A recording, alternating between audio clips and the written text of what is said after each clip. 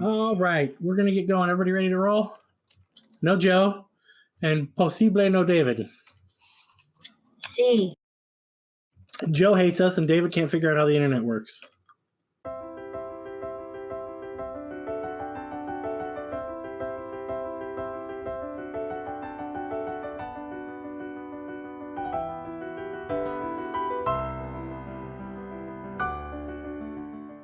Welcome to the Vale, a rare bastion of civilization in a world recuperating after a terrible, centuries-long war. Though the battles ended 200 years ago, the land still recovers from this period of tumultuous strife and slavery. Join now the defenders of the Vale as they navigate a world riddled with opportunity and tragedy, all the while seeking glory, gold, and adventure.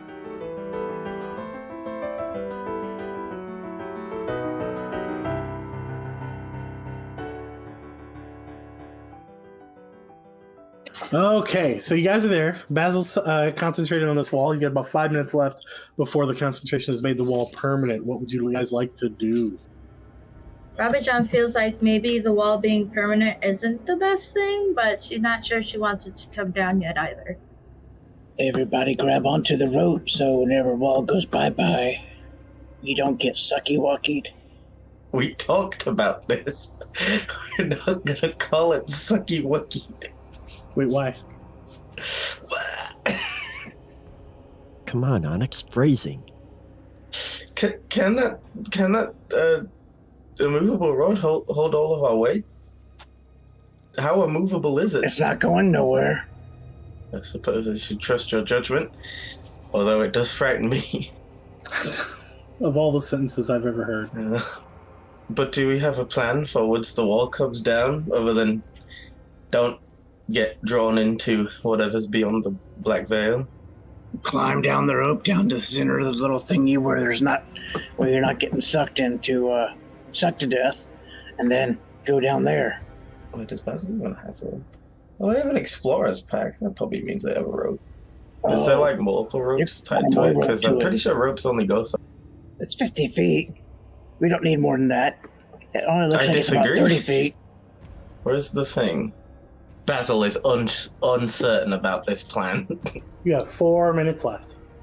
I feel like we need more of a plan than just don't get sucked into the void by way of a movable rod. I thought it's at least a great start for a plan. Okay, well, that is fair. Leave the wall up. It'll get permanent. I knock through the wall, and then we go through it anyway. I don't see how that helps us, Onyx. I don't see where that fixes the problems we had. What if Rabbit-chan has a slight idea here? What if Mr. Basil lets down the wall, and then we just figure out what to do next afterwards? But we're gonna get sucked into the... Rabbit-chan! Well, Rabbit-chan is thinking maybe it's not doing that anymore. Maybe it's not doing that. Why would we risk that? Well, then maybe Mr. Basil should put a lifeline on Onyx's immovable rod. Okay, fine. Basil will tie himself to the rod that I'm assuming is in place. Rabbit-chan will also tie off to the immovable rod and hope that it is in fact immovable.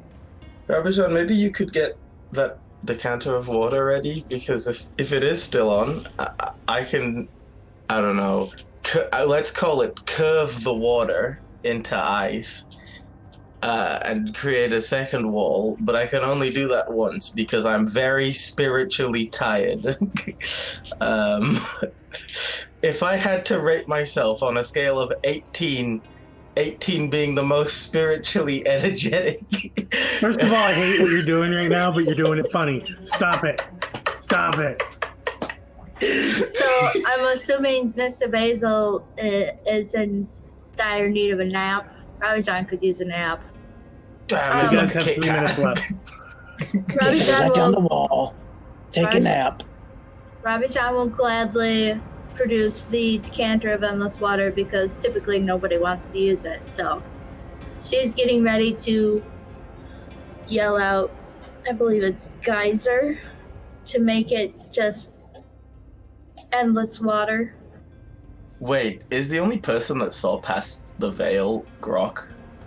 No, you're all supposed to be able to see it now until the wall went up. It's just the way I did the light. I would have to redo the dynamic lighting for the whole dungeon. Oh, I thought it was like magic darkness. It's magic dumbness. Oh, I see. What did it look like? The walls and the floor are spiky. Sharpie spiky. Maybe I could use. Perhaps I could use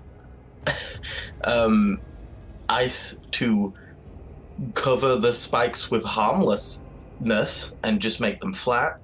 I don't have a perfect recollection of how many spikes there were on account of the panic wall, but maybe I could cover some of them and make it somewhat safe. Again, we're only getting one, and I don't think it's that big. Can I?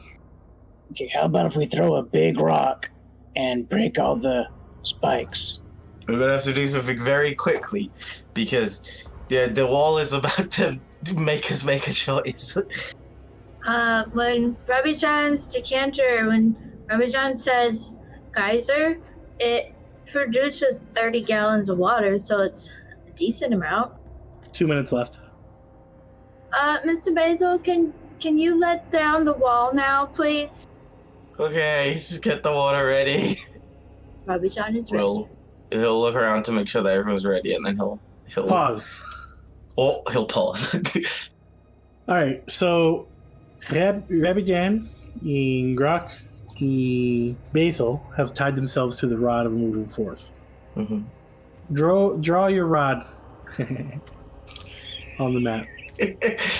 Draw that rod. I did mean Onyx. Is anybody else going to tie themselves off to this rod? I'm not tied off to it, but the rope's on there and I'm holding onto the rope. Okay. I'm staying out of the line of effect. As is Finneas. I am gonna brace myself before I let the wall go to try and get lower to try and make it easier to hold my stance. Do you know what I mean? So just to reiterate, the plan is once this wall is let go, just wing it. That's the plan. Hold on to Just- the rope and go down the center. We had 10 minutes to make a plan, and we decided to just opt out of making a plan. It was taking too long. To be honest, this group functions best without a plan. I'm just amazed that the plan is. Oh, so Onyx, how long is your rope? My rope is 50 feet. How long is Rabijan's and Basil's rope?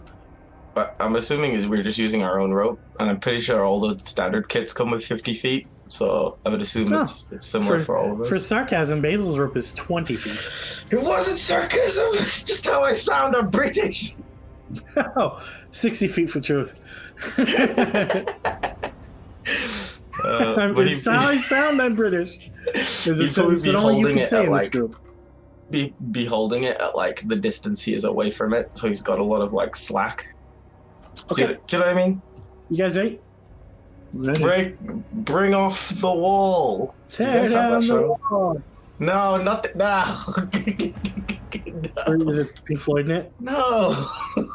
It's like the game show. No more You gotta bricks fit in the through wall. Come on. Yay. If we What change is it, that? yeah, we'll have to do it that way. That way we don't get dinged for copyright. Oh, I see. It's like music. Hey, Yes. teacher. Basil will get rid of the stupid wall. All right. Well, you can't have any meat or pudding until after you've eaten your meat.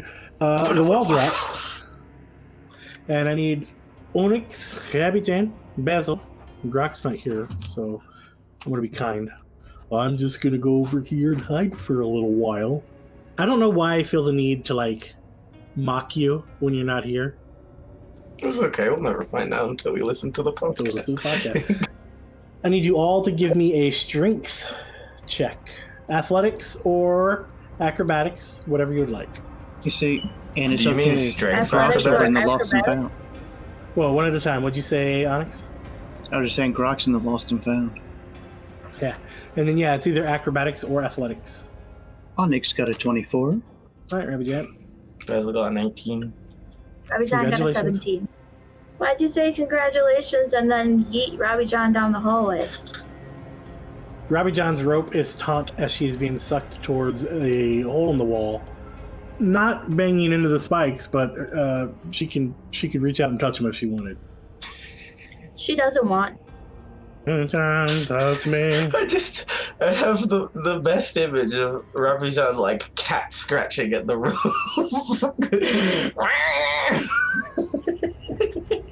How big is the hole in the wall? Is it Robbie Big John enough for size? Robbie John to fit through. Well, there's no hole. There's no hole in any walls. What? Well, I thought you said. I could have sworn you said hole. All we know is that it's big enough for Robbie John to float through. I think he's letting on that we can't see it otherwise. There's a hole in the wall. Why are you lying to us? Because I love none of you. Okay. Robbie John, you see At least he's honest. you see almost a triangle of dark circles, if that makes sense, like in a triangle formation, and it seems to be that's where you're being pulled towards. Robbie John is going to freak out and uncork the decanter of endless water and yell geyser as many times as she can really fast. Geyser, geyser, geyser! Be careful, you might actually bring him here. Why? He might be helpful. A bunch of water flows into the wall hole. Um, Data you're giving me. as the water is flowing, can I try and use my key to shape it into ice? Where's my? Let me post it in the thing. It says it asks for like a body of water, but the body of water is being made. So you want me to rule cool you? You can't shape the ice to trap or injure a creature. You're not doing that. You're 30-foot square. You can create a pillar 15 high, raise or lower the square's elevation, erect or flatten the wall. Why am I reading it from the bottom up? look, let's not worry about it All right. because Has an I action. can't specifically see where Rabbit. It is, yes, it is an action. Within 30 foot on the side and 120 feet of you. You can see. Okay, so here I'm going to put you over there real quick. See? No, I'm just floating in blackness. Basil doesn't have dark vision. Oh, I'll just bring my bringing grok Grok in here. Made it visible. Okay, so whereabouts is the hole? There. Okay, so can I like? So Basil would be. Oh god, there's the spikes on the other side. Basil would be assuming that like blocking the hole would cause the suction from there to stop, which would either have Rabijan fall into the pit of spikes or have her just boom over to the other side. So can he like block the hole whilst also creating a bowl for Rabijan to fall into and be caught by, or not? No. Okay, then Rabbit has healing spell. She'll be fine. She'll deal. It'll be all right. Just make sure she doesn't get wet. okay, I'll just try and block that hole. Okay. Give me. Hey, Ricky, do you think this would work? This spell? Here, just read it. I remember the first time I saw this used. It was when when the Mighty Nine used it horribly. So it's a good idea, but hold on there. Basil, give me a percentile dice roll. All right, so yeah, you managed to block the hole on that wall. Rabijan, give me a dexterity saving throw. Oof, that's a 10. You fall, taking 15 points of piercing damage. Ugh. Meowie. And as of right now, it feels like the suction has stopped. Can I just say I'm glad that she didn't get pulled over to the other one, because I feel like Basil would have got clotheslined by the rope had that been the case. You're very good at dodging. You would have been fine. Okay. I'm glad that's why you're glad. Why you're alive?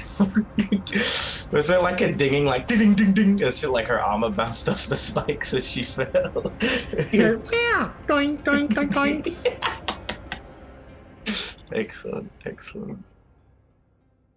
Nobody touch a hit point. Nobody touch a spell slot, or I will delete you.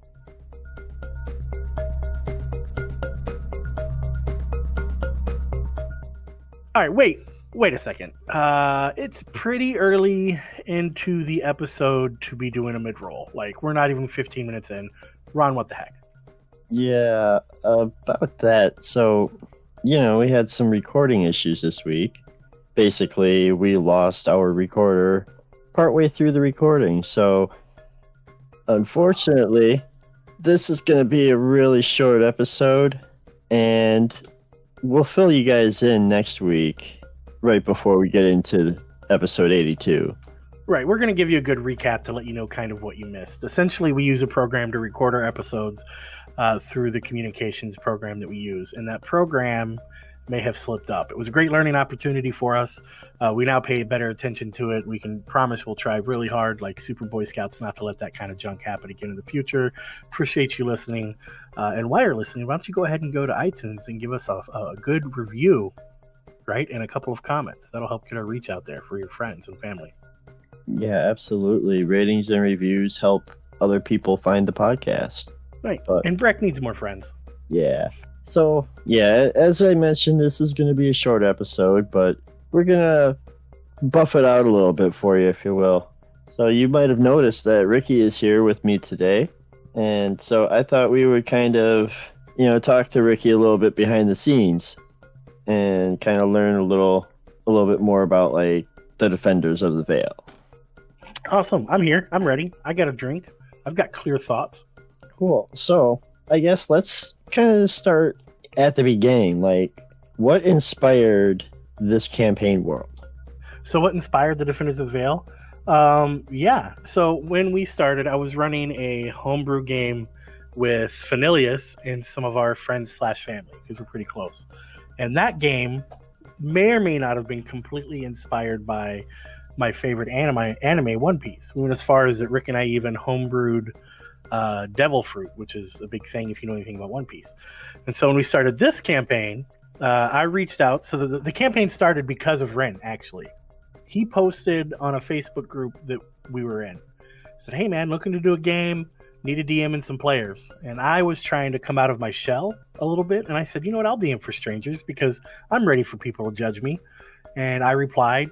You replied. A couple of the other people replied. I believe it was Mari, me, you, Ren, a guy who's no longer in the who stopped playing before we started recording, and was Rabbi Jan in the beginning? No, Rabbi Jan came a little later. So there was Rick came in. So I think we had 4 people the first couple of sessions. And I have a couple of rules when I'm making a campaign that I think are a little different from how a lot of people make a campaign. There's a lot of DM friends I have who will plot out an entire campaign from the very beginning, right?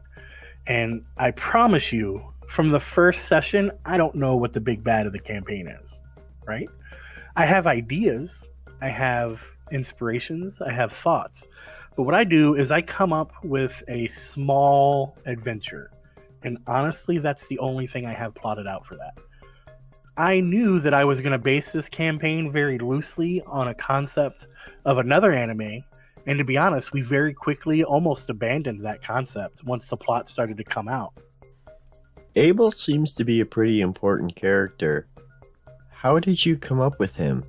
Yeah, so the way I do my campaign is kind of I plot out generalities and I come up with expectations. Especially, you learn that we're playing with players that they're never going to go the exact way you want. And so instead of creating a specific plot point and running with it, I kind of try to react. So Abel was just an interesting one-shot encounter that was in a cave. He was going to originally be just a ghost trapped in a cave that you guys had some interaction and possibly combat with. And the reaction to him from most players was so visceral. It ranged from visceral to intrigued that I was inspired to bring him further into the campaign. He was in no way related to any of the big plot points that he may or may not be related to before you guys reacted so well to him. Same thing with almost every character. There's a few characters who were planned to be big from the beginning. Nina was always going to be the guild leader. Trotline, always going to be a really cool NPC that I bring in occasionally. And that's because Trotline is the guy who voices the introduction to the audio. I played World of Warcraft for him for years. And I think his voice is rad, and that's how we ended up getting him to do that. And he plays on the server that he plays on, he played a troll warrior in World of Warcraft called Trotline. So that's where that came from. But Brack, I had the idea for Brack. He was going to be a kobold. You guys got into an encounter. I don't know if we were recording at this point or not, but you guys got into an encounter with goblins and kept one alive and interrogated him. And so instead of moving you to the spot where I had the kobolds, I just let that guy transfer over to the goblin and made Brack a goblin, which worked out well for me. Goblins are my favorite player character race in D&D 5th edition. It's always good when a DM can improvise like that, make little switches and, change the story to go with the narrative instead of changing the narrative to go with their story. Yeah, and if I was to offer advice on that, the biggest, I think the easiest way to transition into that, it's not that you need to be able to improvise an entire campaign, although I would love to record an episode where we draw words out of a hat and I have to put a campaign together based off of like what you drew out of the hat. I think I would do well at that, and it's fun. An easy way to make a campaign that is hard for players to kind of nail down or get away from or to break is to be, instead of creating specific locations, you create encounters and action points, but you don't tie those to a certain spot. So for example, if I want you to go into a creepy dungeon and fight a lich, I don't say 4 miles west of town, there is a creepy dungeon with a lich in it. Especially earlier on in games with people, I will wait until you find a place that I think a cave would be good at, and I might just put that cave there, and all of that prep I'll just put into that random cave. So if you go south, well, I'll just make the cave south of you. And there, you went to it. It gives you a sandbox feel and makes me feel like less of a railroader. Because I don't think you can have a very successful campaign without having a little bit of railroad and a little bit of sandbox. So on that note, like, what sort of fixed points are there in the world? Like, there's descriptions of, Centervale, and then you have the Elven capital and the Wood Elven capital, which are basically side by side. And we've talked about Dulboldar. Dulboldar, that's it.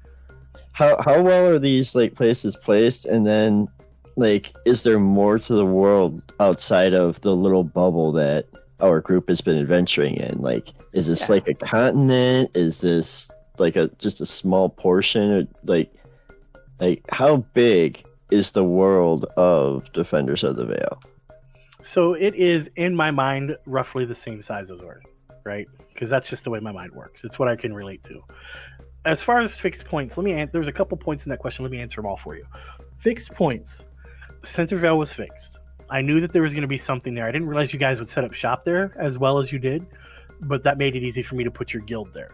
The Elven towns, when I created the campaign, I created Centervale, Dulboldar, the pyramids in the desert, the Dwarven town, which has never been touched, except for brief descriptions with Fenilius at places.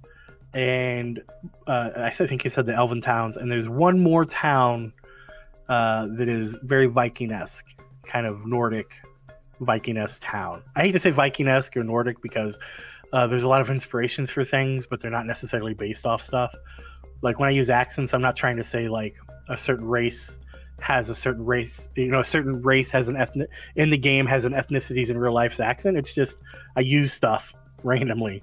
If you can't tell, my accents alternate a lot of times for characters from episode to episode because I'm not a voice actor.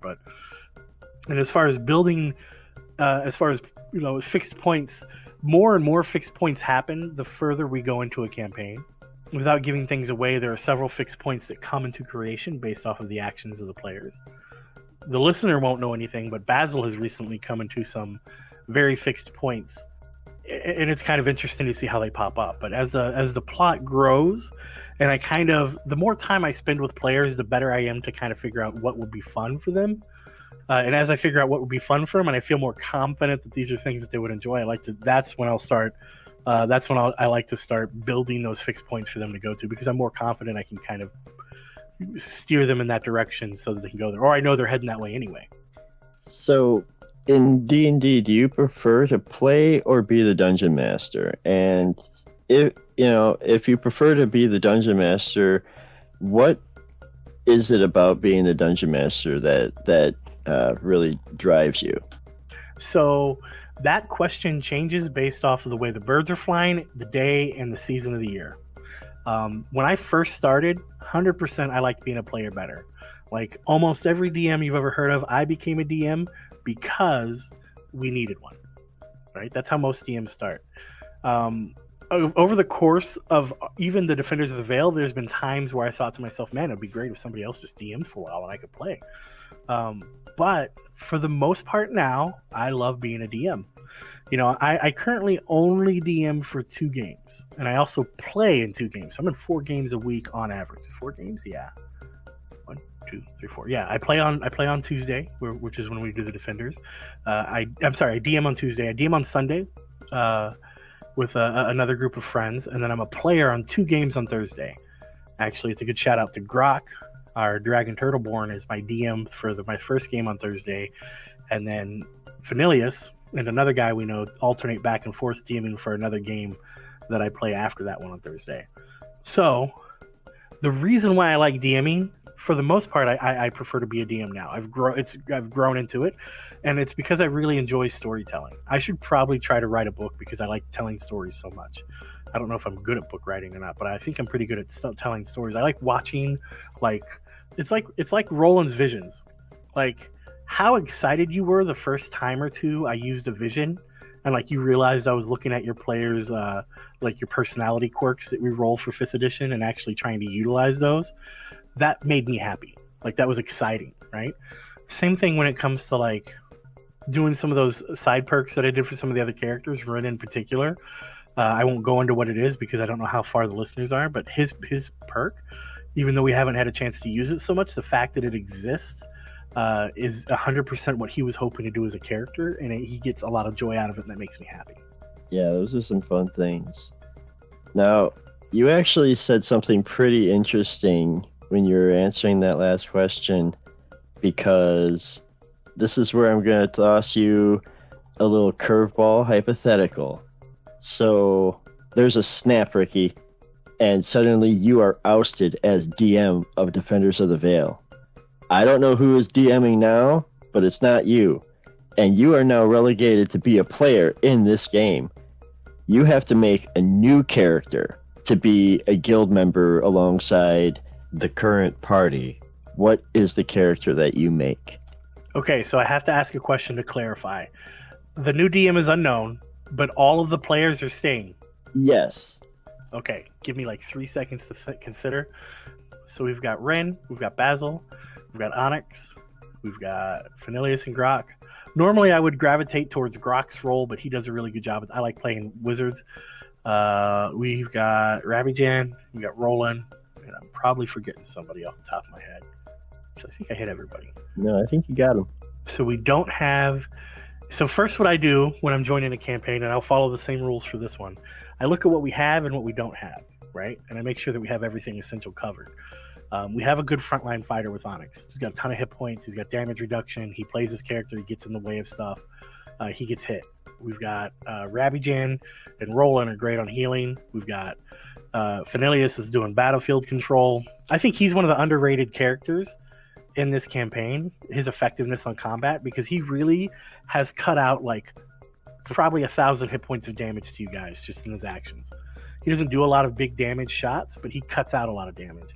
Grok and Grok Simulacrum doing evocation damage. So we've got mostly ranged players. So I'm probably gonna go. I mean, at this point, you know, with the group we've got, you can do literally anything. I'm probably gonna go something like, oh man, I have 2 character ideas for this. I'm gonna commit. I'm gonna go Goblin Paladin, and I'm gonna go. Is it Retribution Paladin? It's Vengeance Paladin, and I'm gonna have a big beef against a group, probably the Cult, because that's good for this. And my Goblin's gonna do something crazy. He'll be somewhat similar to the Goblin I played in your side quest campaign, where I had the Goblin Barbarian who raged by freaking out, like his rage displayed as terror. Yes. It'll be something quirky like that. And it's my nature. I'm gonna min-max a little bit. I'm not gonna go above character choices because obviously I wouldn't go Goblin, but I will make sure that I have good charisma, good strength, constitution, all that. And yeah, I think I'm going to go Goblin Retribution. That way I can get right in there with Onyx, and I will try to create a Goblin who likes to kill as much as Onyx does, and would I would try to, off the top of my head, I would try to develop a Legolas Gormley relationship with Onyx, where we try to kill more stuff than the other. That would be hilarious. Yeah, I think that would be a good fit for the party, because ranged, we've got just all the ranged. I mean, Ren is a rogue, but he's ranged with his throwing daggers. We got the 2 wizards. Like, we got a lot of people standing back and throwing. I think having one more beefy smash face boy would be good. Another guy in plate armor standing in the front. And Roland's kind of all over the place. And Roland is all over the place. Roland cracks me up because you love that moonlight, moonbeam, moonfire. And that spell drives me nuts because it's almost amazing. I get why you use it. It's kind of like spiritual weapon where you can concentrate on it in battleship or shapeshift, so you can keep extra damage going. There's briefly times where I hate that spell because I'm like, why is he casting the spell? Ugh. And then I'm like, damn it, he cast that spell again, and it's like a good play. I also, honestly, you have successfully kept me from using a lot of shapeshifters against your group. I'm sorry, I should probably use those and give that spell a chance to shine. Yeah, I don't really have much for like area damage. No, so that's the main reason why I do that. I suppose I should be more tanky. Like, when you get level 20, your level 20 capstone is one of the only good ones. A lot of the level 20, I think 5e capstones aren't that great, but being able to shapeshift as often as you want as a bonus action, come on, how are you going to die? Yeah, that's awesome. Every other round you can shapeshift, or every round if I do enough damage to you to knock you out. Yeah, that's true. And that's forever. You can do as many elementals as you want. You can do as many whatever. Oh, damn, yeah. Elementals too. Yeah. What other questions you got for me? No, I think that's going to be it for this time.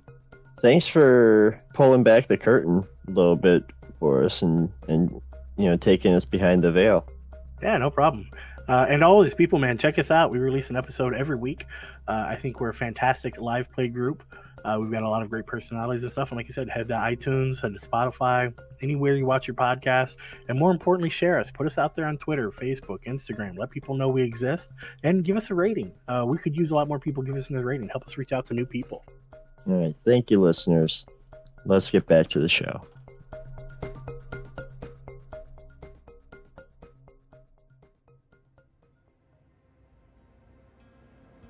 So you can feel free to move now. I unhook my rod. Lightest. Did that seem to be the only source of suction? Yeah, that's sure.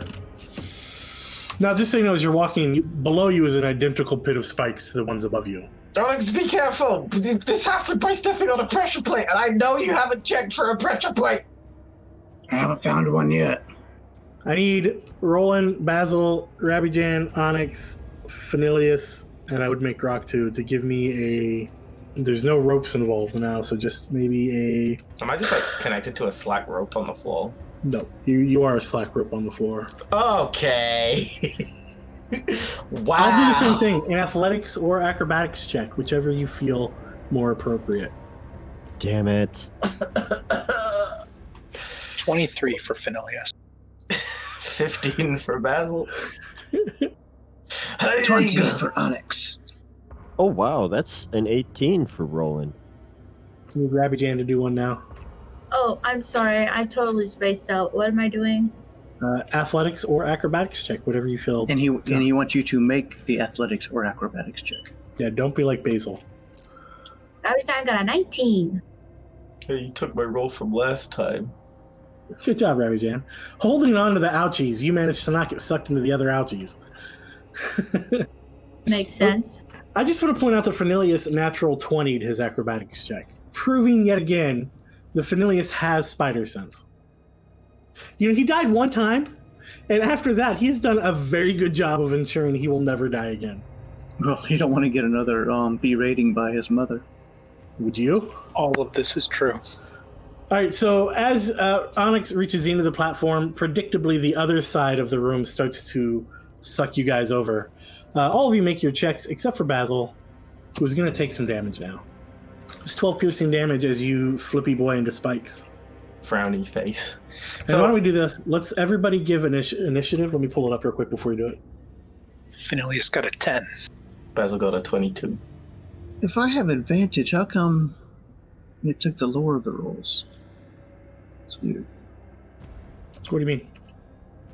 Oh, never mind. Oh, It didn't sure. take the lower of the roll. It showed me red whenever it used the 3 because I rolled a 1, Oh, but it yeah. didn't take that one. It took the 3. It used the 3.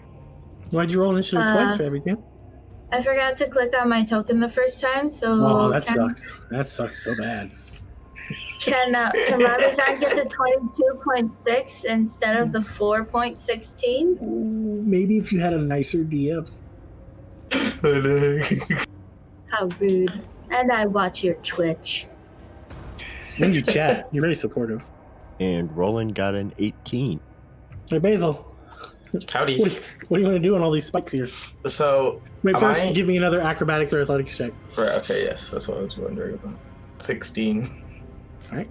Well, I was gonna ask, am I still feeling like I'm being dragged towards somewhere? Yeah, you were just drug across spikes and into wall spikes for 17 points of piercing damage. Mm-hmm. So, I'm being dragged across. Can I? Well, I don't have good dark vision. Can I see where I'm being dragged to? You can now I feel only have yourself normal being vision. sucked against the wall. I only have like normal vision, so I probably am not got a great idea of where I'm going.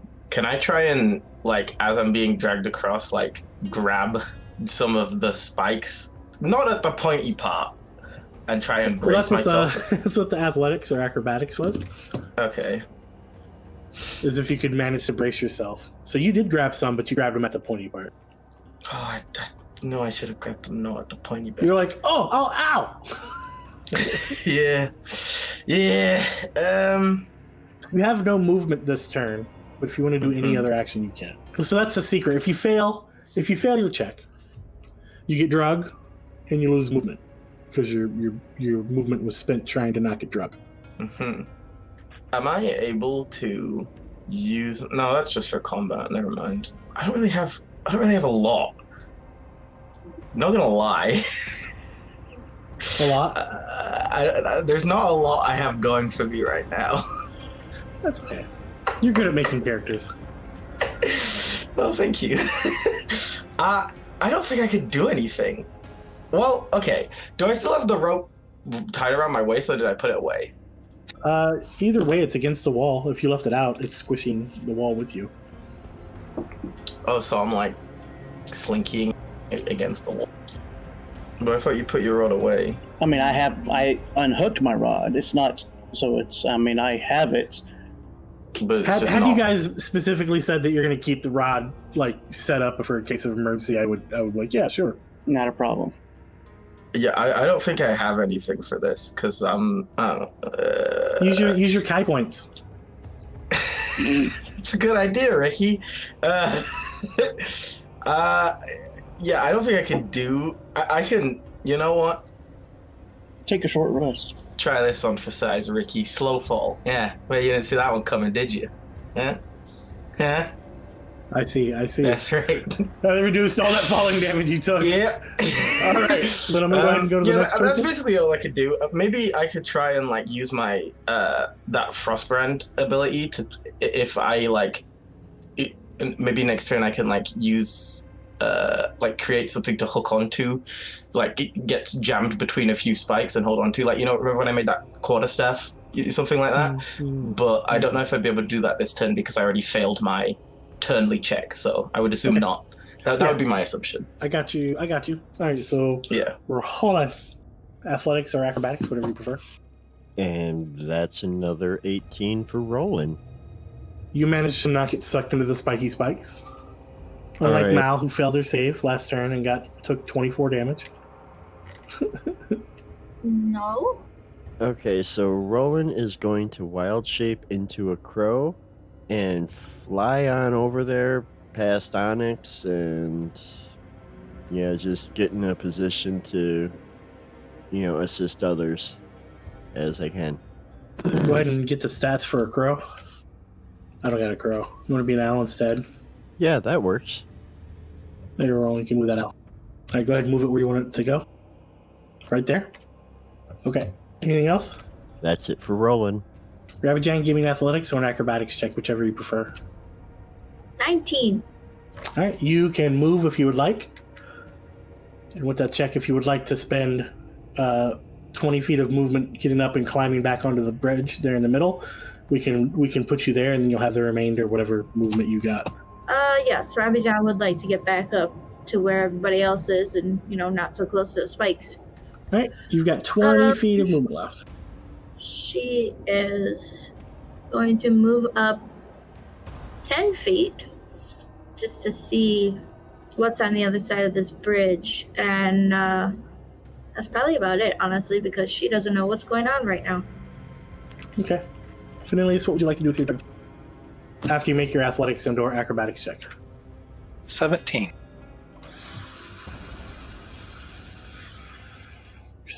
You should be so glad you're so far away. Your movement is eaten up, but you can do anything else. And as you look, you see 2 out of the 3 of the same circles that were in the other thing that are now covered by ice, doing the same things. I do nothing. Alex, you know what I want. Give it to me. Got a 23. Okay, you are fine to do whatever you'd like. Okay, I go here, and I'm going to click on my rod, Lightest. attach my rope, and just let it hang.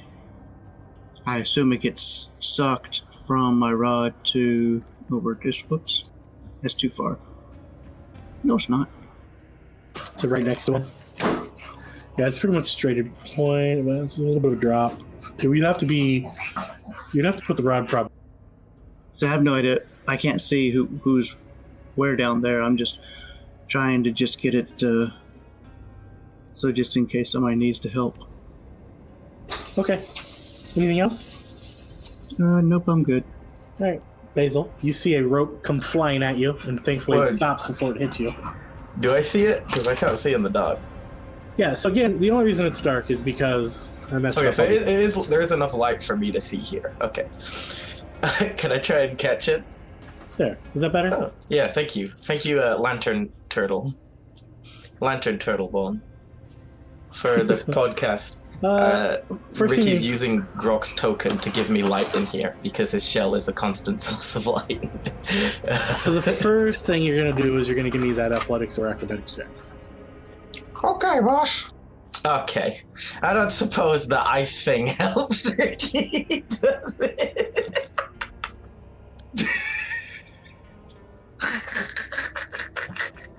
So you take 12 force damage as as you feel your body starting to get sucked inside this hole. I make a sound. Do I have time to grab the rope as I'm sucked past? You can grab the rope, but that's about all you're going to get done. I wouldn't be able to, use my action to tie it around my wrist or anything. Yeah, you can attempt to tie it around your wrist. I'd like to do that. Okay, noted. And as I grab the rope, I say, "Thank you, can you pull?" Hey, Rabijan, you see Basil getting folded into the wall. Your turn. Give me that athletics and/or acrobatics check. Do you join him? I'm losing the fight with gravity right now. He's holding a rope, right? Mm-hmm. Can Rabijan... Rabijan You gotta can make give that me check. an athletics or acrobatics check. You see, had I any key points, I would have been like, "Are you sure it's not a saving throw? Because I get to re-roll those." Rabijan got a 12? Come on in, kiddo. The water's fine. That's not good for Rabijan. Give me a dexterity save real quick, Basil. Okay. 15. So you're looking for Ricky? Yeah, so you're not holding the rope anymore. Yeah. Okay. Yeah. That's Hopefully you understand why. Tied to his wrist. yeah. Oh, Rabbit! Harry! Rabijan, you took higher roll, 21 Oh. points of ouchie damage. God. Me ouchie! Stop it! I love this. I love my. How do you guys like my trap dungeon? It's a change of pace, right? It's great! If by change of pace, And you come bouncing in. maybe. You land on Basil's wrist as he is holding this rope. He pulls his hand out. Basil and the rope. Definitely rope. Yes, I'm gonna try to hold on to one or both. Okay. No problem. If something happens that would contest your holding, maybe we'll roll something out. Okay. Had it been anything besides a plate mail wearing, Basil would still have the rope. Blink.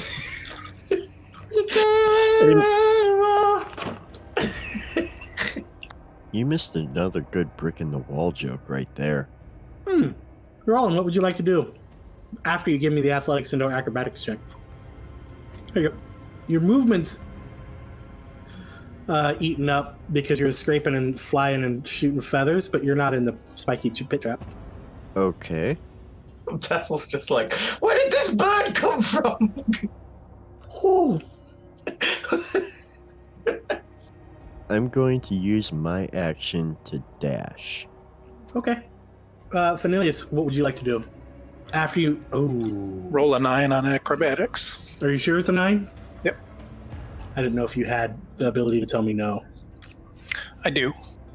You're like a control player in Magic the Gathering. I'm like, I cast Fireball, and then I look at you, pause.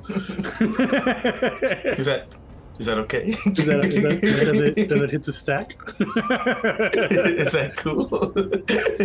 This is where I wanted to be so I could cast Scatter. All right, well, after you take 17 points out, you damage, piercing specifically.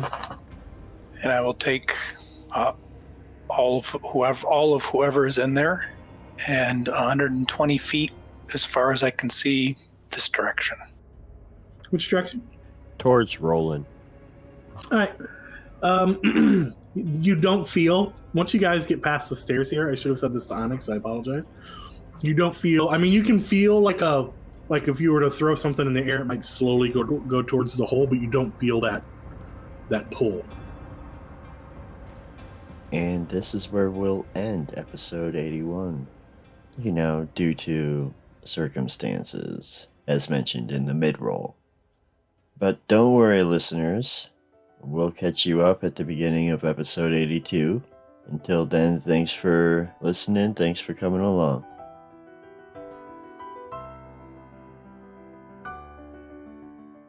Thank you for listening to this episode of Defenders of the Veil. You can follow the cast on Facebook at Defenders of the Veil or on Twitter at Defenders Veil. Please subscribe. Leave us a 5-star rating and review wherever you find podcasts. Tell your friends about us too. Make sure you tune in next week for more shenanigans from the Veil. Until then, Guilties, farewell.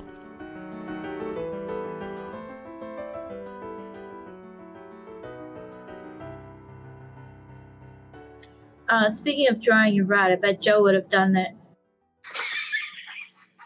We all know how Joe would have drawn. It's sad that Ren got summoned away by Matilda to take care of a secret, deep investigation. Yeah. I think she mistook him for a deep gnome. Slight TMI there. Oh, he's a deep gnome, all right. No. No, Gno, thanks. Gno, yeah. All right, so then climb down the rope down to the center of the little thingy where you're not getting sucked to death, and then go down there. Sucky wucky. Please no. 5 gold, sucky wucky, long time. Nah.